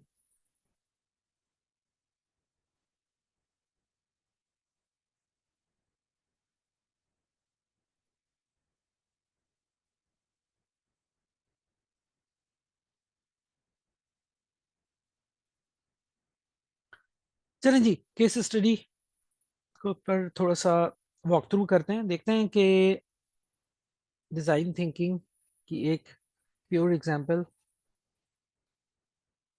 अच्छा जी, इंक्यूबेटर लो सेल इन नेपाल। नेपाल एक छोटी सी कंट्री है जो कि कम्प्लीटली हिल एरिया है, और वहाँ का एक बिजनेस प्रॉब्लम ये था कि वहाँ पे इंक्यूबेटर्स, जो कि यूजुअली हॉस्पिटल्स के अंदर, एनसीयू के अंदर यूज की जाती हैं to maintain the temperature for the unmatured babies, उनकी जो सर्वाइवल रेट है उसको इंक्रीज करने के लिए इंक्यूबेटर में में रखा जाता है, ताकि उनका टेम्परेचर मेंटेन किया जा सकता है, किया जाए, and so on. Business problem ये थी कि जो कंपनी वहाँ पे इंक्यूबेटर्स सेल कर रही थी, उसके पास ऑर्डर्स नहीं आ रहे थे, उसके पास बहुत ही लो सेल ऑर्डर थे। तो उन्होंने स्टैनफोर्ड के कुछ स्टूडेंट्स को इंगेज किया कि वो जाकर वहाँ पे यूज़र रिसर्च करें, क्योंकि सेल्स टीम आपको सिर्फ यही बता रही थी कि जी यहाँ पे ऑर्डर नहीं आ रहे हैं, ऑर्डर नहीं आ रहे हैं, कोई डिमांड नहीं है, एटसेट्रा। अब आप ये देखें, ये स्टोरी स्टार्ट हुई है एक बिजनेस प्रॉब्लम से, and how it evolves to come up with innovative solution. ठीक है जी। अम, जब वो टीम वहां पर जाती है, तो वो अ, सबसे पहला उनका जो है वो जो की प्रिंसिपल्स वो यूज करती है वो है ओपन माइंड या बिगनर्स माइंड। तो वो सिर्फ हॉस्पिटल्स में ही इंटरव्यूज नहीं करते, they try to reach out to all the stakeholders. For example, वो हॉस्पिटल में एनसीयू के स्टाफ का जो है वो इंटरव्यू करते हैं, जहाँ से उनको पता चलता है कि जी प्रेगनेंसी की जो रजिस्ट्रेशन हैं वो बहुत ज़्यादा होती हैं, लेकिन at the time of delivery जो पेशेंट्स हैं वो नहीं आते हैं। ठीक है। तो ये उनकी जर्नी जो है वो मैप करते हैं। फिर वो कोशिश करते हैं कि उन रजिस्टर्ड मदर्स के पास जो है को रीच आउट कर सकें, जिन्होंने रिसेंटली पास्ट में जो है वो रजिस्ट्रेशंस करवाई हैं for in the past 2-3 months. उनको वो रीच करने की कोशिश करते हैं, तो पता चलता है कि जी वो रहते हैं ज़्यादातर रिमोट एरियाज में, जो कि बहुत ही हिली एरियाज हैं, और वहाँ तक पहुँचना बहुत मुश्किल है। तो वो जब वहाँ तक पहुँचते हैं तो वो एक्सपीरियंस करते हैं कि जी बहुत ही पुअर कंडीशंस हैं वहाँ की सड़कों की, और उनकी ट्रांसपोर्टेशन जो है उसका बहुत ही बुरा हाल है। तो इस तरह की ट्रांसपोर्टेशन इन्वायरमेंट में उन प्रेग्नेंट मदर्स को at the time of delivery hospitals तक लाना बहुत ही मुश्किल काम है। ठीक है जी। और फिर यह है कि बेसिक नेसेसिटीज़ जो हैं वो जो है मतलब वो पूरी नहीं होती, खासतौर पे प्री मैच्योर बेबीज़ के लिए, क्योंकि उनकी डिलीवरीज मोस्टली घर पे हो रही होती हैं। तो उनके सर्वाइवल के चांसेस बहुत कम होते हैं, मतलब कुछ परसेंटेज है जो वो सर्वाइव कर पाते हैं। मैं एक्चुअली यहाँ पे नहीं बताना चाहूँगा, लेकिन बहुत ही लो रेट उनको मिला उन बेबीज़ का जिनकी बर्थ्स घर पर हो रही होती हैं, और वो जो है सर्वाइव जो है कर पाते हैं। तो बहुत ही लो रेट में वो नंबर्स थे। अच्छा जी। तो जब उन्होंने ये यूजर रिसर्च की तो उसका ये थोड़ा सा आउटपुट है कि यूजर्स जो है वो बेसिकली हॉस्पिटल नहीं है, इवन बिजनेस भी नहीं है जो कि इंक्यूबेटर बना के बेच रहे हैं। यूजर जो है वो डेस्परेट नेपाली मदर्स हैं जो कि रिमोट विलेजेस में रहती हैं। उनकी नीड जो है to is to keep premature babies warm to give it a chance to survive. ठीक है जी। तो उनकी ये नीड है। एक बात जहन में रखिएगा, ये बात मैं आगे जाके और भी मजीद डिफाइन करूंगा, कि जब भी हम नीड की बात करते हैं तो वो नाउन नहीं हो सकता, वो कोई चीज नहीं हो सकती, कोई शख्स नहीं हो सकता। नीड हमेशा वर्ब होता है, to keep something, to provide something, et cetera et cetera, you know. तो इस चीज को जरा जहन में रखिएगा, क्योंकि यूजुअली यूजर रिसर्च में एक कॉमन मिस्टेक ये है कि लोग जो है वो नाउन्स को नीड समझ लेते हैं, जबकि ऐसा नहीं है। अच्छा जी। यूजर रिसर्च की इंसाइट्स क्या मिली कि जी जो मोस्टली मदर्स हैं उनके लिए पॉसिबल नहीं होता कि वो अपनी बेबीज को हॉस्पिटल लेके पहुंच पाएं after the delivery at their homes. अच्छा जी। अब यहाँ पे डिज़ाइन के चैलेंजेस क्या क्या हैं? यहाँ डिज़ाइन के कुछ चैलेंजेस जो लोगों को सॉरी जो टीम ने आइडेंटिफाई किए, ये तो आपका यूज़र पॉइंट ऑफ व्यू मिल गया कि उनकी नीड्स क्या हैं। लेकिन डिज़ाइन चैलेंजेस क्या क्या थे? First of all, design inexpensive होना चाहिए ताकि लोग उसको अवेल कर सकें। पोर्टेबिलिटी एक इशू है कि जी वो डिज़ाइन अवेलेबल, जो भी प्रोडक्ट आप डिज़ाइन कर रहे हैं, जो भी सॉल्यूशन आप डिज़ाइन कर रहे हैं, वो अवेलेबल होना चाहिए, पोर्टेबल होना चाहिए अ, उन मदर्स तक पहुंचने के लिए। ठीक है जी। सैनिटाइजेबल होना चाहिए कि अगर अगर आप कोई इंक्यूबेटर रीडिज़ाइन कर रहे हैं या कोई भी सॉल्यूशन डिज़ाइन कर रहे हैं तो वो सैनिटाइज्ड हो और इजीली रीसैनिटाइजेबल हो। ठीक है जी। और it should be able to work without electricity, क्योंकि जब आप रिमोट एरियाज की बात करें तो इसका मतलब यह है कि वहाँ पर चांसेस बहुत ही कम हैं कि वहाँ इलेक्ट्रिसिटी अवेलेबल हो।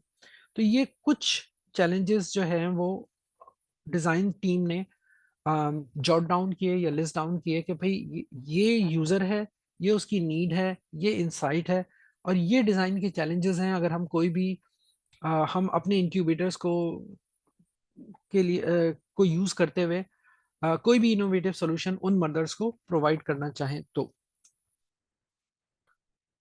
अच्छा जी।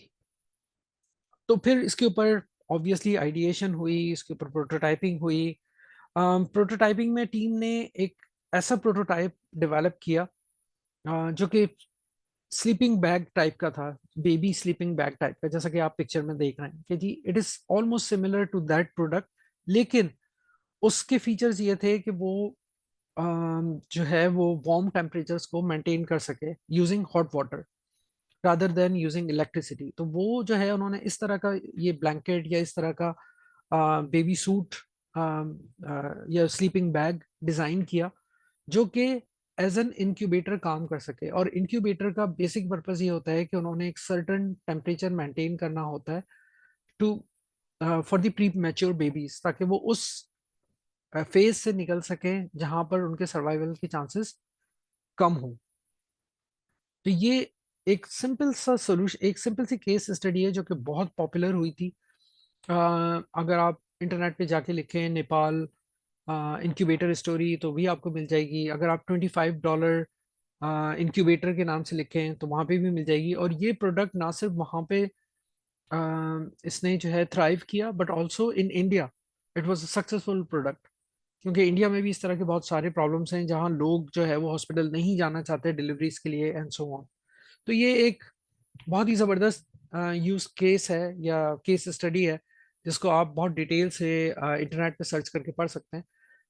इसको बताने का मकसद सिर्फ ये था कि ज़रूरी नहीं है कि जो प्रॉब्लम आप बिजनेस पॉइंट ऑफ व्यू से देख रहे हो या टेक्नोलॉजी पॉइंट ऑफ व्यू से देख रहे हो वही एक्चुअल प्रॉब्लम हो। उसके लिए रिसर्च करना ज़रूरी है, उस प्रॉब्लम को डिफाइन करने के लिए रिसर्च करना ज़रूरी है, ताकि आप एक्चुअल प्रॉब्लम को एड्रेस कर सकें rather than just coming up with new ideas and so on. ठीक है जी, एवरीथिंग गुड टिल नाउ। अब हम थोड़ा सा प्रोसेस को देखेंगे। Give me a second please.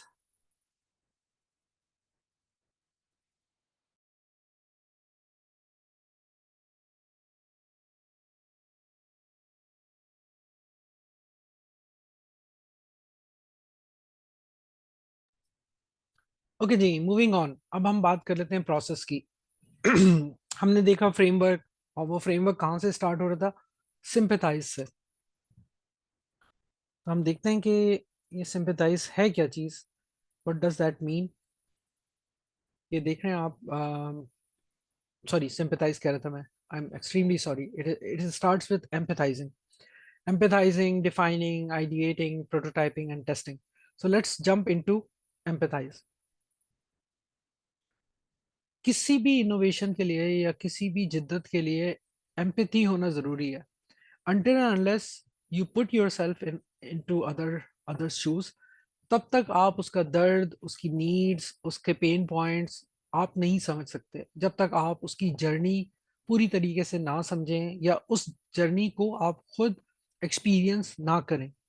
ऐसा नहीं हो सकता कि आप सिर्फ जो है वो सिर्फ मैं आपसे कहूँ कि यार मुझे बड़ा प्रॉब्लम है, मेरी गाड़ी जो है वो बार बार जो है वो बंद हो जाती है।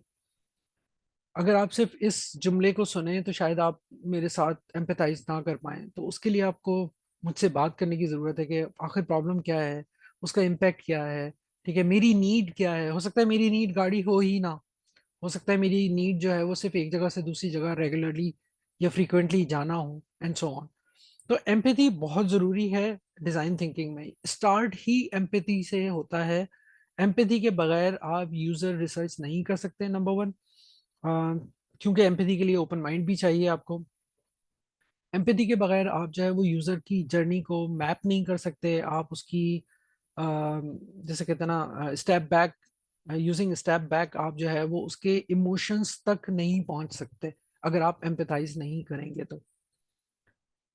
अच्छा जी, एम्पैथी जो है वो डिजाइन थिंकिंग का हार्ट कहलाती है। ठीक है, by deeply understanding user emotions, motivations, challenges, आप जो है वो क्रिएटिव सॉल्यूशन डिजाइन कर सकते हैं। अनटिल अनलेस आप उन यूजर्स की के पॉइंट ऑफ व्यू को ना समझें, आप किसी भी अच्छे सॉल्यूशन को डिजाइन करने में सक्सेसफुल नहीं हो सकते। इसलिए एम्पैथी बहुत इंपॉर्टेंट है। अच्छा जी, why empathy? Identifying problems, root causes, जो कि ह्यूमन नीड्स और उनके इमोशंस में ग्राउंडेड होते हैं। ठीक है, जब तक आप वो नहीं समझेंगे, जब तक शायद आप जो है वो आ, उनके लिए अच्छे सॉल्यूशंस डिजाइन ना कर पाए और प्रॉब्लम को डिफाइन ना कर पाए। ये चीज़ अभी हमने पहले भी कही थी।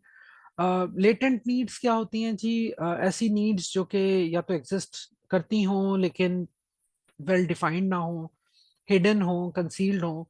उन चीज़ों को समझने के लिए आप जो है वो यूजर रिसर्च करते हैं।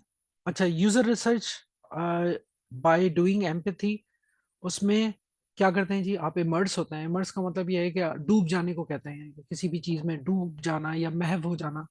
तो होता क्या है कि जब आप यूजर से बात करते हैं तो आप जो है वो सिर्फ क्वेश्चंस कर रहे होते हैं। आप उसको डायरेक्शन नहीं दे रहे होते, आप जजमेंट नहीं कर रहे होते, आप उसकी पूरी जर्नी को समझने के लिए उसमें डूब जाते हैं, उसमें महव हो जाते हैं, समझने की कोशिश करते हैं कि अगर आप उसकी जगह हों और ये आप इस पूरे प्रोसेस से गुजर रहे हों तो आप कैसा फील करेंगे। और उस चीज को फिर आप रिकॉर्ड कर रहे होते हैं एज योर यूजर रिसर्च। अच्छा, बाज केसेस में आप ऑब्जर्व कर रहे होते हैं, सिर्फ इमर्स ही नहीं कर रहे होते बल्कि ऑब्जर्व भी कर रहे होते हैं कि यूजर जो है वो किसी भी अगर प्रॉब्लम जो है वो किसी प्रोडक्ट से रिलेटेड है तो वो उस प्रोडक्ट को कैसे यूज कर रहा है, कहाँ यूज कर रहा है, उसको कहाँ प्रॉब्लम आ रही है, वो कैसा फील कर रहा है, एंड सो ऑन। और फिर इंगेजमेंट की बात है कि जी आप इंगेज करते हैं यूजर से को बार बार, वाई क्वेश्चंस के थ्रू कि वो कैसा फील कर रहे हैं, कहाँ फील कर रहे हैं, किस स्टेप पे उनकी फीलिंग्स चेंज हो रही हैं एंड सो ऑन। और उसका आउटकम क्या होता है? उसका आउटकम आपकी एज इज यूजर जर्नी होती है। ठीक है जी। यूजर रिसर्च में आप पूरी जर्नी को शेप करने की कोशिश करते हैं rather than just asking some simple questions और फिर यस और नो में उसके आंसर लें। कोशिश करते हैं कि आप ऐसे क्वेश्चन करें या क्वेश्चंस इस तरह डिजाइन किए जाते हैं जिनके आंसर्स जो हैं वो ओपन आंसर्स हों rather than yes and no. आप पूरा कोशिश करते हैं कि यूजर की जर्नी कहाँ से स्टार्ट हुई, कहाँ पे एंड हुई, उसका गोल क्या था, कहाँ वो खुश था, कहाँ पर वो जो है खुश नहीं था और क्यों खुश नहीं था। ठीक है ना? उस इमोशन को कोरिलेट करने की कोशिश करते हैं उसकी नीड से। तो ये चीज एम्पैथी कहलाती है। कि जी आप अपने आप को उस यूजर की जगह रख के देखें और फिर जो है वो डिफाइन करें एज इस जर्नी के जी वो यूजर किस किस तरह सफर करता है उस पूरे प्रोसेस में एंड सो ऑन। नेक्स्ट जो इसका फेज है वो कहलाता है डिफाइन, यानी कि जब आपको ये पता चल गया कि यूजर का पॉइंट ऑफ व्यू क्या है और वो किस तरीके से उसकी जर्नी क्या है, तो फिर आप कोशिश करते हैं कि आप प्रॉब्लम को रीडिफाइन करें। यानी कि एक प्रॉब्लम तो वो थी जहां से आपने स्टार्ट किया था, बट यू स्टेप बैक। जो हमने डायमंड देखा था डिजाइन थिंकिंग का, डबल डायमंड, उसमें हमने क्या किया था, rather than going towards the right side which is the solution area, हम वापस चले गए थे प्रॉब्लम एरिया में, ताकि हम बेहतर तरीके से पहले प्रॉब्लम को डिफाइन कर सकें। ठीक है जी। तो प्रॉब्लम को डिफाइन करना जरूरी है फ्रॉम अ यूजर पर्सपेक्टिव, और फिर उसकी इनसाइट्स कि वो कहाँ पे उसको पेन फील होता है, उसके पेन पॉइंट्स क्या हैं, उस वो कहाँ पर वो खुश है चीज़ों से, कहाँ पर वो खुश नहीं है एंड सो ऑन। ये जी रॉबर्ट मैकैलम होते हैं, स्टैनफोर्ड यूनिवर्सिटी में होते थे, खैर अब तो जिंदा नहीं है ये। तो उनकी एक डेफिनेशन थी कि कोई भी अच्छा डिज़ाइन जो है वो बेसिकली तीन चीज़ों को जो है वो कैटर करता है: फिजिकल, इमोशनल एंड इंटेलेक्चुअल। ठीक है? By addressing the relevant needs in each category. हो सकता है कि उसकी जो नीड हो वो फिजिकल हो यूज़र की, हो सकता है इमोशनल हो सकता है इंटेलेक्चुअल हो। तो हमने किसी भी चीज़ को पीछे नहीं छोड़ना। इन तीन कैटेगरीज में हमने यूजर रिसर्च अपनी इस तरह डिजाइन करनी है कि जी हम उनको इन तीनों लेवल्स पे जो है वो कैटर कर सकें उनकी नीड्स को और आइडेंटिफाई कर सकें उनकी जर्नीज को। आपका जो आउटकम होता है यूजर रिसर्च का वो कुछ इस तरह के स्टेटमेंट्स निकलते हैं कि ये यूजर का पॉइंट ऑफ व्यू है। As a user, for example अगर मैं खुद को रखूं, as a user I need to commute to the work so that I can earn money. ये एक सिंपल स्टेटमेंट मैंने आपको बताया। But my car is breaking down again and again, so I lose some hours, and I eventually I lose some money. तो इस तरह के statements आपकी यूजर रिसर्च का आउटपुट होना चाहिए, जहां पर आपके पास जो यूजर है, एंड यूजर है, वो क्लियर हो कि कौन है, यानी कि एज अ पर्सोना। फिर उसकी नीड क्लियर हो जो कि कोई वर्ब हो, कि कम्यूट करना है, हाइड्रेटेड रखना है, एक्स वाई जी, हमने बहुत सारी चीजें अभी देखी। ठीक है? और फिर उसके रीजंस, एंड अगेन वहां पर उसको प्रॉब्लम क्या है। Either either your user is happy और सैड और has some other emotions associated with their needs. तो ये चीज आइडेंटिफाई करना जरूरी है। जब आपके पास ये स्टेटमेंट्स आ जाएंगे, then you would be able to define और रीडिफाइन योर प्रॉब्लम। अच्छा जी, आइडिएट में हमने ये चीज देखी थी, हाउ माइट वी। ये स्टेटमेंट हमने पहले भी देखा था। आइडिएशन में क्या होता है? आइडिएशन में आप जो है वो अगेन स्टेक होल्डर्स को साथ बिठाते हैं, उनको छोटे छोटे ग्रुप्स में डिस्ट्रीब्यूट करते हैं, उनको ये सारी स्टोरीज देते हैं कि ये यूजर का पॉइंट ऑफ व्यू है, ये इंसाइट्स हैं, ये पेन पॉइंट्स हैं, ये एक्चुअल नीड्स हैं। और फिर ओपन माइंड के साथ और यूजिंग इंक्लूजन कोलैबोरेशन आप ये करते हैं कि इस तरह के ग्रुप डिजाइन करते हैं जो कि मल्टीपल आइडियाज जनरेट करते हैं। अच्छा, यहाँ पे इंपॉर्टेंट बात यह है कि यहाँ पे कोई जजमेंट्स नहीं होती। No idea is a bad idea. It only depends कि वो आइडिया जितने भी जनरेट हो रहे हैं क्या वो उन नीड्स को मीट कर पाएंगे एज अ सोल्यूशन या नहीं। बस दैट्स द ऑब्जेक्टिव। ये सिर्फ ऑब्जेक्टिव होता है जब आप आइडिएशन के प्रोसेस से गुजर रहे होते हैं। अच्छा जी। अम, इसमें ब्रेन स्टॉर्मिंग, अगर आप अकेले बैठ के करेंगे तो शायद आप 2 से 3 आइडियाज जनरेट कर पाए। अगर 10 लोग होंगे तो शायद ज्यादा आइडियाज जनरेट हों। अगर आप हर पर्सोना से, हर स्टेक होल्डर से 4 4 5 5 लोगों को मिक्स करके बिठाएंगे, तो हो सकता है आप at the end of the day, at the end of your design thinking workshop, आपके पास शायद 30 40 आइडियाज आ जाए। और फिर जब वो आइडियाज आपके पास जनरेट हो जाते हैं, तो आप पूरी ऑडियंस के सामने उन आइडियाज को मैप करने की कोशिश करते हैं कि जी ये आइडिया है, अच्छा जी ये सॉल्यूशन जो है, क्या ये इन सारी नीड्स को कैटर कर रहा है या नहीं कर रहा है। अगर नहीं कर रहा है तो फिर आप उसको ड्रॉप कर देते हैं और नेक्स्ट आइडिया को पिक करते हैं, और अगेन ये एक्सरसाइज करते हैं जब तक आप सारे आइडियाज को इवेल्युएट नहीं कर पाते। बाज केसेस में ऐसा होता है कि आपके पास एक सिंपल प्रॉब्लम से आप स्टार्ट होते हैं, you and up with 5 different problems after your user research। और उसके बाद जब सॉल्यूशन डिजाइन पे जाते हैं तो आप शायद 5 डिफरेंट सर्विसेज या प्रोडक्ट्स या कॉम्बिनेशन ऑफ बोथ आपका जो है वो सॉल्यूशन डिजाइन होता है। तो जरूरी नहीं है कि एक ही सॉल्यूशन जो है वो सारी नीड्स को कैटर कर ले। बाज़ औक़ात ये होता है कि आपके पास डिफरेंट सॉल्यूशंस जो है वो डिफरेंट नीड्स को कैटर कर रहे होते हैं, और उसके बाद फिर आप पॉसिबिलिटी देखते हैं कि उन सारे सॉल्यूशंस, उन सारे आइडियाज़ को मिक्स करके क्या एक सॉल्यूशन डिज़ाइन किया जा सकता है या नहीं। तो ये इसकी थोड़ी सी डिटेल्स हैं। प्रोटोटाइपिंग, चलें जी, आपके पास आइडियाज़ आ गए। आपने देख लिया कि जी हाँ ये आइडियाज़ जो हैं, आपने वैलिडेट कर लिया कि ये उन यूज़र नीड्स को जो है वो मीट करते हैं, एड्रेस करते हैं, उनके पेन पॉइंट्स को रिजॉल्व करते हैं या नहीं। जब ये चीज़ वैलिडेशन हो गई तो फिर आप फॉरन प्रोटोटाइपिंग में चले जाते हैं rather then leaving it behind. आप फॉरन उन्हीं ग्रुप्स को कहते हैं कि अच्छा जी आपका ये आइडिया सिलेक्ट हुआ है, आप इसको प्रोटोटाइप करें on paper using anything, using small objects, what ever it can B. ठीक है। प्रोटोटाइपिंग का फायदा ये होता है कि आप जो भी सॉल्यूशन आपने सिलेक्ट किया है उसको आप कोई ना कोई शेप दे रहे होते हैं। ठीक है जी। प्रोटोटाइप से फायदा ये होता है कि प्रोटोटाइप जो है वो आपके उस वक्त मौजूद यूजर्स को थोड़ी सी कंफर्ट देते हैं कि जी किस तरीके का सॉल्यूशन उनको मिलेगा। ठीक है। डिसएग्रीमेंट्स जो है वो सॉल्व करने में मदद देते हैं। हो सकता है आपने, आपका आइडिया बहुत अच्छा हो, आपका प्रोटोटाइप इतना अच्छा ना हो, तो दूसरी टीम्स आपको हेल्प कर सकती हैं एक अच्छा प्रोटोटाइप बनाने में। ठीक है। कन्वर्सेशन स्टार्टर्स होते हैं। क्यों? क्योंकि जब आप प्रोटोटाइप यूजर को देते हैं तो आप उसको ज्यादा डिटेल्स नहीं बताते, आप उसे कहते हैं अच्छा यूज करके देखो इसको, क्या ये प्रॉब्लम सॉल्व कर रहा है आपकी या नहीं कर रहा है। तो वहां पे यूजर आपको क्विकली क्विकली फीडबैक देना शुरू कर देता है कि अच्छा जी मेरा ये काम अच्छा, हाँ इससे हो रहा है या नहीं हो रहा है, and so on. Fail quickly and cheaply लाजिमात है, प्रोटोटाइप पे आप पैसे खर्च नहीं कर रहे होते। चंद पेपर्स, कार्डबोर्ड्स, थोड़े से मार्कर्स और इन सारी चीज़ों की हेल्प से आप छोटे छोटे प्रोटोटाइप्स बनाते हैं। तो अगर कोई ख़राब हो भी जाता है प्रोटोटाइप तो आप क्विकली उसको दोबारा बना सकते हैं, और उसके लिए ना आपकी कॉस्ट इन्वेस्ट हो रही होती है, ना टाइम बहुत ज़्यादा इन्वेस्ट हो रहा होता है। और फिर इवेंचुअली आपका जो है वो सॉल्यूशन बिल्डिंग प्रोसेस जो है उसको मैनेज करने में हेल्प करता है।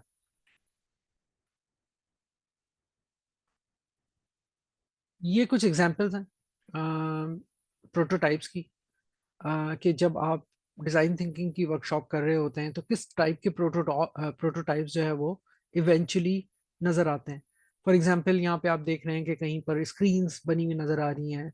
ठीक है। कहीं पर आपको जो ना बटन्स बने हुए नज़र आ रहे हैं, कि ये सोल्यूशन होगा, ये बटन प्रेस करेंगे तो नेक्स्ट स्क्रीन ऐसी नज़र आएगी, नेक्स्ट स्क्रीन ऐसी नज़र आएगी। This is just an example. तो इस तरह जो है बड़े बड़े सॉल्यूशंस के प्रोटोटाइपिंग जो है वो आप इजीली एंड क्विकली कर सकते हैं। अच्छा जी, टेस्टिंग की बात कर लें, थोड़ा सा तो मैंने बता ही दिया है कि जब आप प्रोटोटाइप करते हैं तो आपने फिर उन प्रोटोटाइप्स को यूजर्स को देना होता है, ये सिर्फ चेक करने के लिए कि व्हाट वर्क्स फॉर देम, क्या उनकी अनमेट नीड्स जो हैं वो फुलफिल हो रही हैं या नहीं हो रही हैं। ठीक है जी। तो यहाँ पर कुछ गाइडलाइंस हैं। अपने यूज़र को एक्सपीरियंस करने के लिए आप प्रोटोटाइप देते हैं, उनको सिर्फ दिखाते हैं, बताते नहीं हैं, और कोशिश करते हैं कि वो यूज़र उसको एक्सपीरियंस करे उस प्रोटोटाइप को, ताकि वो क्वेश्चंस करे और वो उसकी जो प्रीवियस एज इज जर्नी थी उसको आप ट्रांसफॉर्म होते हुए देखें कि वो टू बी जर्नी में किस तरह ट्रांसफॉर्म होती है यूजिंग योर सोल्यूशन। एक्सप्लेनेशन की ज़रूरत नहीं होती। कोई रीजनिंग देने की भी जरूरत नहीं होती, क्योंकि ये हर एंड टू एंड प्रोसेस में आप उन एंड यूजर्स को वैसे ही इन्वॉल्व रखते हैं, तो it means that they understand that what you are doing. So they are so focused कि वो सिर्फ ये चेक करते हैं कि उनकी जो नीड्स हैं वो मीट हो रही हैं आपके प्रोटोटाइप से या नहीं हो रही हैं। और उनका एक्सपीरियंस फिर आप जो है वो ऑब्जर्व करते हैं और रिकॉर्ड करते हैं। ठीक है जी। अ, किसी ने मुझसे एक क्वेश्चन किया था, चले मैं थोड़ा सा इसको फिनिश कर लूँ फिर मैं आपको बताता हूँ। फिर ये फीडबैक कैप्चर ग्रिड है, ये एक एक तरीका है कि जी जब आप प्रोटोटाइप किसी यूजर के हाथ में देते हैं तो उसकी फीडबैक को किस तरीके से कैप्चर करते हैं, कि क्या उस प्रोटोटाइप में क्या चीज़ काम कर रही थी, क्या चीज़ काम नहीं कर रही थी, क्या चीज़ चेंज करने की ज़रूरत है। ठीक है। कोई और क्वेश्चंस हैं जो कि रेज हुए हैं यूजर्स की तरफ से, तो वो आप रिकॉर्ड करते हैं। और मजीद हो सकता है कि यूजर्स आपको मजीद आइडियाज भी दें कि जी इसको इस काम को इस तरह नहीं इस तरह भी किया जा सकता है। तो ये क्विक, जैसे कहते हैं ना, जिसको हम कहते हैं आईटी वर्ल्ड में हम कहते हैं एजिलिटी, तो ये एक एजाइल एनवायरनमेंट आपको प्रोवाइड कर देता है ताकि आप क्विकली अपने प्रोटोटाइप को इम्प्रूव कर सकें। और देन चीज आ जाती है कि जी आपकी प्रोटोटाइपिंग भी हो गई, टेस्टिंग भी हो गई, आपको पता भी चल गया कि जी आपका सोल्यूशन जो है वो ये प्रॉब्लम, मतलब इस तरीके का सोल्यूशन डिजाइन हुआ है। फिर आप बात करते हैं इम्प्लीमेंटेशन की। इम्प्लीमेंटेशन में कुछ चीजें कंसिडरेशन में आती हैं। For example alternative temporary solution अगर कोई है तो वो कैसे प्रोवाइड किया जाए। जैसे कि कराची के ट्रैफिक की हमने एग्जांपल ली थी। ग्रीन लाइन बस के लिए बीच में तो सारा गवर्नमेंट ने खोद दिया, लेकिन उसके ऑल्टरनेटिव्स कोई बहुत ज़्यादा अच्छे नहीं दिए थे, जिसकी वजह से क्या हुआ कि बहुत लंबे अरसे तक बहुत सारे लोगों को सफ़र करना पड़ा। तो ये चीज़ सोचना होती है कि जब हम अपने सोल्यूशन को इम्प्लीमेंट करने जाएंगे उस वक्त उन यूजर्स पे इम्पैक्ट पॉजिटिव होगा या नेगेटिव होगा। और अगर कोई नेगेटिव इम्पैक्ट है तो उसको किस तरीके से मिटिगेट किया जा सकता है, क्या कोई अल्टरनेटिव्स मौजूद हैं या डिज़ाइन करने पड़ेंगे ताकि उनकी लाइफ जो है वो मज़ीद सफ़र ना कर सके। फिर quality and quantity, obviously quantitative होना चाहिए। जैसे कि अगेन मैंने एग्जांपल दी थी कि ग्रीन बस एक वक्त में अगर 1 मिनट में एक बस चलती है तो वो 70 लोगों को लेके जाती है। उसी 1 मिनट में अगर एक ट्रेन चले विद 5 बोगीज या 7 बोगीज, तो शायद वो 1000 पीपल को लेके जो है वो कम्यूट करे। फिर उसकी क्वालिटी, कि उसको किस तरीके से मेंटेन करना है। ठीक है, आपका सोल्यूशन जो है वो रेजिलियंट होना चाहिए। ऐसा ना हो कि आपने एक सोल्यूशन डिजाइन किया, वो 2 दिन तो चला, तीसरे दिन वो बैठ गया। तो क्वालिटी चेक्स भी कहीं ना कहीं समहाउ अपने बैक ऑफ द माइंड आपने रखने होते हैं। फिर स्ट्रेटजी है, स्ट्रेटजी भी आपने डिजाइन करनी होती है कि जी आपने सोल्यूशन तो डिजाइन कर लिया, आप उसको इम्प्लीमेंट करने कैसे जाएंगे, किस तरीके से इम्प्लीमेंट करेंगे, क्या उसके कोई फेजेस होंगे, या उसकी कोई स्ट्रैटेजी आपके पास पहले से मौजूद है कि जी आप 20% पहले इम्प्लीमेंट करके कुछ अरसे के लिए टेस्ट करेंगे कि यूज़र कितने हैप्पी हैं, उनकी उनको उनके एक्सपीरियंस कैप्चर करेंगे और फिर मजीद रिमेनिंग 80% पे जाएंगे, या वन गो में 100% यूजर्स को जो है वो मूव ऑन कर देंगे न्यू सॉल्यूशन पे एंड सो ऑन।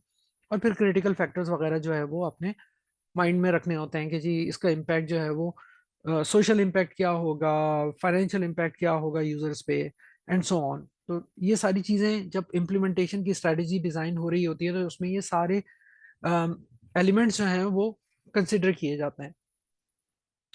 ठीक है जी। तो ये हमारा पूरा process, end to end process design thinking का अ, हमने वॉक थ्रू किया कि किस तरीके से काम करता है, किस फेजेस में क्या किन किन चीज़ों को कंसिडर करना ज़रूरी है, या कौन से प्रिंसिपल्स को हम फॉलो करते हैं through out the life cycle of design thinking. मैं पहले कह रहा था कि किसी ने मुझसे क्वेश्चन किया था कि ये अच्छा जी ये काम कितने अरसे में हो जाता है। तो इस काम में यूजुअली होता ही है कि 2 से 3 या 3 to 4 weeks depending on the volume of your and users, ये आपकी यूजर रिसर्च के लिए रखे जाते हैं। मैक्सिमम 1 से 1.5 महीना, इससे ज्यादा यूजर रिसर्च पर स्पेंड नहीं किया जाता। टीम बढ़ा दी जाती है अगर आपके यूजर ज्यादा हैं या उनकी जोग्राफिकल लोकेशन जो है वो बहुत स्कैटर्ड है। और उसके बाद फिर 2 से 3 दिन, सॉरी, 1 से 1.5 हफ्ता जो है वो आप यूजर जर्नी मैपिंग में और उसको कंक्लूड करने में लगाते हैं, ताकि आप जो है वो अपनी प्रॉब्लम को रीडिफाइन कर सकें। और उसके बाद 2 to 3 डेज आपकी जो है वो डिज़ाइन थिंकिंग की वर्कशॉप होती है, जिसमें आपके तमाम स्टेक होल्डर्स होते हैं। उसमें फिर आप जो है रिमेनिंग फेजेस को कंप्लीट करते हैं अप टू टेस्टिंग, और फिर रिमेनिंग टेस्टिंग एंड इम्प्लीमेंटेशन के लिए फिर आप जो है वो हैंड ओवर कर देते हैं जो भी सॉल्यूशन डिजाइनर्स होते हैं कि जी अब इसका जो है ये प्रोटोटाइप फाइनल हो चुका है, अब इसको सॉल्यूशन इस प्रोटोटाइप की बेस पे आप डिजाइन करें। तो it took around 2 to 3 months for any complex problem.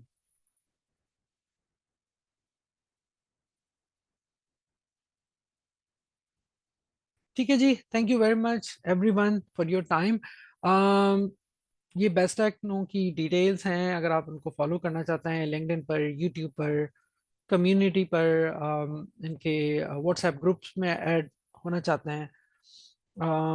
अच्छा जी, हमारे पास एक क्वेश्चन आया है बुशरा की तरफ से।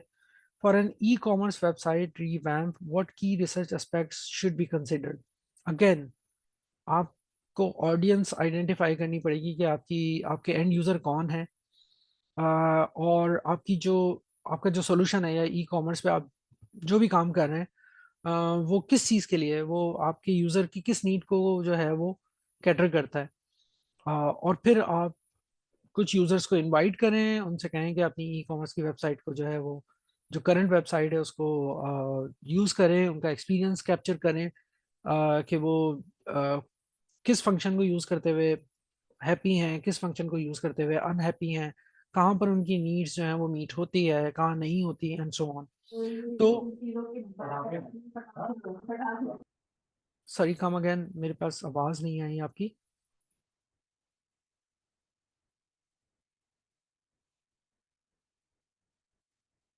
बहरहाल, अगर आपको इसमें कोई हेल्प चाहिए तो again reach out to us, reach out to best tech, और हम आपकी हेल्प कर सकते हैं यूज़र रिसर्च को डिफाइन करने में, और आपको हेल्प करने में कि कैसे उसको कंडक्ट किया जाए, एंड सो ऑन।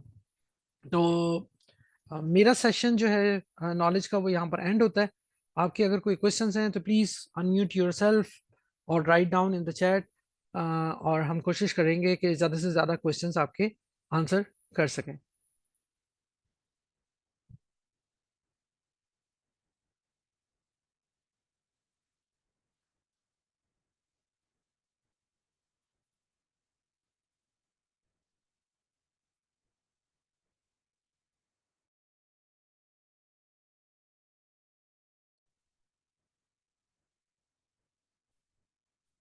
अच्छा जी, अली ने एक क्वेश्चन किया है कि how can the design thinking approach be adapted to fast pace fields like cyber security.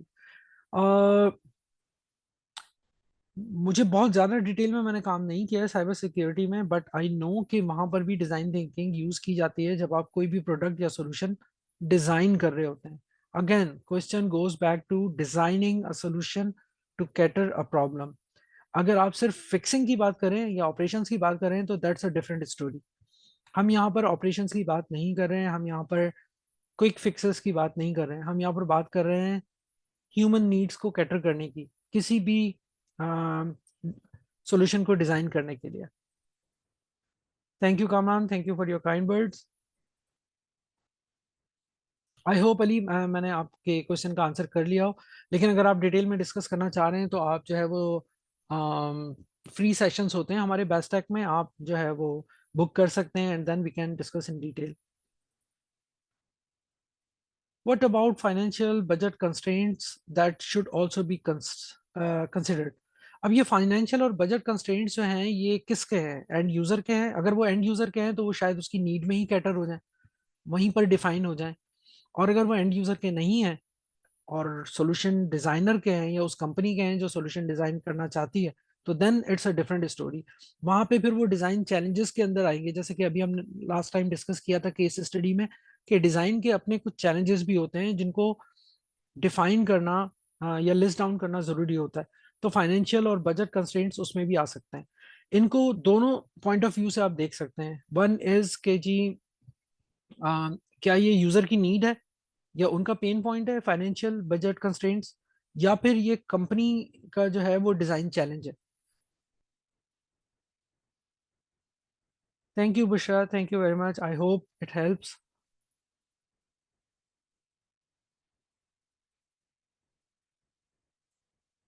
Thank you Jain, जजाकल्ला। थैंक यू आरिफ साहब। रिकॉर्डिंग इसकी अपलोड कर दी जाएगी और आप लोगों से शेयर कर ली जाएगी। डोंट वरी, आप जो है वो बेस्ट टेक का जो व्हाट्सएप के ग्रुप्स हैं उनको ज्वाइन कर लें, उसमें शेयर कर ली जाएगा लिंक। आप वहाँ से जाकर देख सकते हैं इस रिकॉर्डिंग को।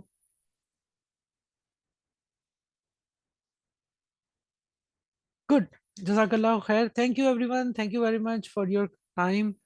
जैन ने शेयर कर ली हैं डिटेल्स चैट में भी। अगर आप व्हाट्सएप ग्रुप ज्वाइन करना चाहते हैं प्लीज़ वहाँ ज्वाइन कर लें। आपको जो है वो इस वीडियो की रिकॉर्डिंग भी मिल जाएगी। अच्छा जी, अगर और मज़ीद कुछ थोड़ा सा सरप्राइज़ है, वो भी बेस्ट टेक नो के नाम से बिल्कुल।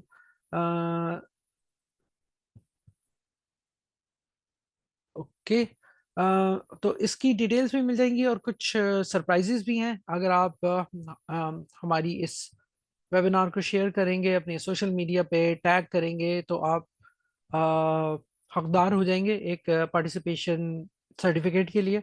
उसकी डिटेल्स आप हमारे व्हाट्सएप ग्रुप में प्लीज़ चेक कर लीजिएगा। I would like to close here. Thank you very much Bashir sahab for your support, कि आपने एक प्लेटफॉर्म जो है वो प्रोवाइड किया जहाँ पर हम इस तरह के वेबिनार्स कर सकते हैं और लोगों की नॉलेज में इजाफा करें, उनके स्किल सेट्स में इजाफा कर सकते हैं। Thank you very much once again. Thank you everyone, have a nice day ahead. अल्लाह हाफिज।